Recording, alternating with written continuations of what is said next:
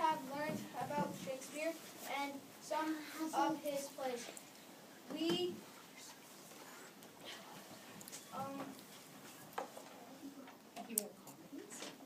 He wrote comedies, histories, and tragedies. And Macbeth is a tragedy. We have been practicing for a long time and hope you enjoy our show.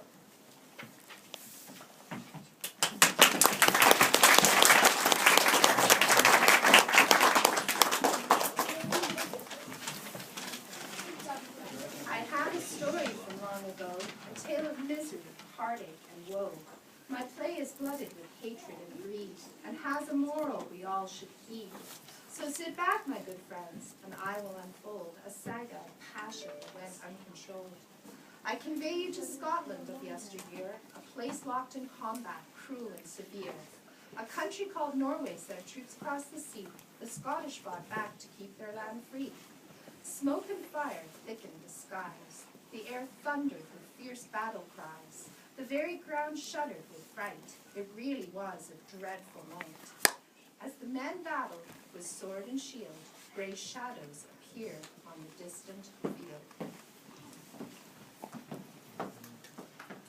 When shall we three meet again, in thunder, lightning, or rain? When the hurly-burly's done, when the battle's lost and won. It's a matter of life and death, and there we shall meet Macbeth. Fair is foul and foul is fair, hover through the fog and filthy air. Then they raised their fists, their eyes ablaze, and vanished into the gloomy haze. Not far away, King Duncan did pace, a worried look upon his face. He cried out in anguish, What was Scotland's fate? Is there news of the battle either way? Malcolm and Donalbain, the sons of the king, wondered too how the action did swing. They were with their father to lend their support when a soldier staggered in with the latest report. What bloody man is this? King Duncan cried. It's the sergeant who saved me. Malcolm replied. The soldier looked gaunt with gashes to his head. Our victory is doubtful. He solemnly said. They outnumbered us and had fresh supplies, but plenty are echoed with our dying cries. Then in marched Macbeth, his sword held high. He crossed the field, shouting curses to the sky. For Scotland's honor he fought so well, before him many Norwegians fell. And so the king was first to yell, the triumph was ours on that barren field. But I am faint, no one's had to be seen. Quick, shouted the king. Let sergeant intervene. As the soldier limped off, in came worthy Ross, with more news of the combat and a double cross. King Duncan, I come from the battle at Fife, where many of our soldiers lost his lives. The struggle seemed hopeless, their numbers were great, and the thin and fighter we could not locate. For he was a traitor and joined Norway's side. Treachery and treason took away his pride. But your Thane of Flemish should be held in esteem. In this terrible struggle, Macbeth was supreme. He rallied his troops and showed no fear. Because of his bravery, our victory was clear. King Duncan decreed. Pronounced Carter's death was his former title of Greek Macbeth. Yes, my lord, I'll see it done. The Carter has lost, noble Macbeth has won. Back on the heath, the wind rose to a howl. The air was heavy with smell most foul. Lightning shivered and thunder did sound. The hags were hunched upon the cold ground.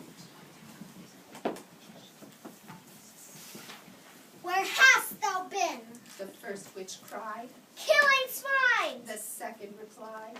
Then the third weird sister raised her head, her gnarled hands twisted and curled outspread. A drum! She croaked.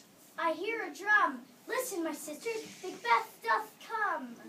Thrice to thine, and thrice to mine, and thrice again to make up 9. Peace! Their charms wound up, They said, then peered into darkness straight ahead. Macbeth appeared on the muddy path, wrapped in the storm's incredible wrath. His good friend Banquo was by his side. How far to forest? Banquo cried. Then he stopped short. My eyes do betray. The weird sisters barred their way. Banquo wondered. Am I beguiled? What are these so withered and so wild? Their icy stare gave Macbeth a chill. Speak! He demanded. It is my will. The silence was shattered as they rose one by one. None of the sisters would be outdone. All hail, Thane of Glamis, hail to thee. The first of the trio moaned with glee. All hail, Thane of Carter. The next squirmed to her feet. Macbeth's heart faltered and missed a beat. Then the third witch rose and quivered with laughter. All hail, Macbeth, King of Scotland hereafter. These words thundered in Macbeth's brain. What more in life was there to attain? Macbeth seemed lost in a kind of trance. Banquo gave his friend a worried glance. Why, my lord, do you fear words so sweet? To be King of Scotland would be quite a treat. What else did these phantoms foresee? What does the future hold for me? The sisters held a blood-curdling wail. They circled Banquo and cried. All hail, lesser than Macbeth, but greater. One muttered, Not so happy yet, happier. the next sputtered, You'll be father to kings. the last said with a frown. But Banquo, you'll never inherit the crown. Macbeth bellowed in fury. I charge you to stay. From whence did you come from? Tell us more, I say. I am Thane of Glamis by my father's death. Carter Thane lives, he still draws breath. And to be crowned king is beyond belief. We all know Duncan is Scotland's chief. You in perfect speech are pride man. But like bubbles, they melted into the land. Macbeth gazed about. Vanished into air? He pulled close his cloak. Had they really been there? Just then, two messengers rode into view.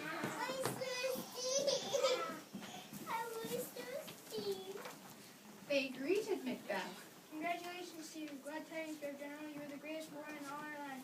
And Thane of Cloud, you known for strength. Angus agreed. The king sends his thanks. Macbeth was shocked. What news they bring? True truth so told, will I also be king? Already dark thoughts filled Macbeth's head. His heart knocked his ribs and filled him with dread. Then the spell he was under appeared to subside. I beg your forgiveness. I was preoccupied. Good friends, your good will is written on my heart, and now to his majesty we must depart. Later, at Forres, there was quite a fanfare. Duncan greeted his thanes in his chamber there. My brave Macbeth, I am in your debt. Your gallant deeds I will never forget. Then he hugged Banquo in a hearty embrace. Tears of joy flowed down Duncan's face. He announced to his court. And now for my heir. Macbeth's pulse quickened. He said a quick prayer. But the king laid his hand on the head of his son. My eldest boy will be the one. Macbeth felt faint. His heart turned to lead. Duncan had picked Malcolm instead. The new Prince of Cumberland lies in my way. I must act now, I cannot delay. If stars hide fires, let not light see my black and deep desires. Meanwhile, at home, his wife paced the room, shadowed by the castle's dreary gloom. A letter arrives from her husband, Macbeth, containing a message of life and death. Of strange events Macbeth retold, and glorious honors he did unfold. She read the note again and again, thrilling to its hidden refrain. Glamis thou art, and Connor too. This king of Scotland will be you. Ambition and power throbbed in her mind. Yet I fear my husband's too kind. Then a servant arrived with more news to report. The king comes tonight with friends from his court. So soon? She gasped. Oh, harden my heart. Oh, force my husband's plan.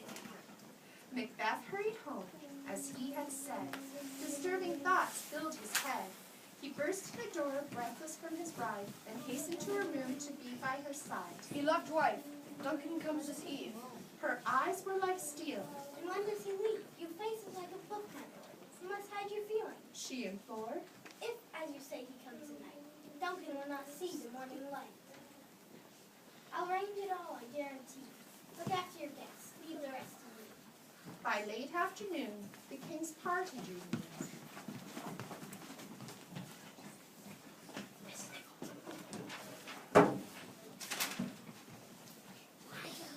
Moving the table.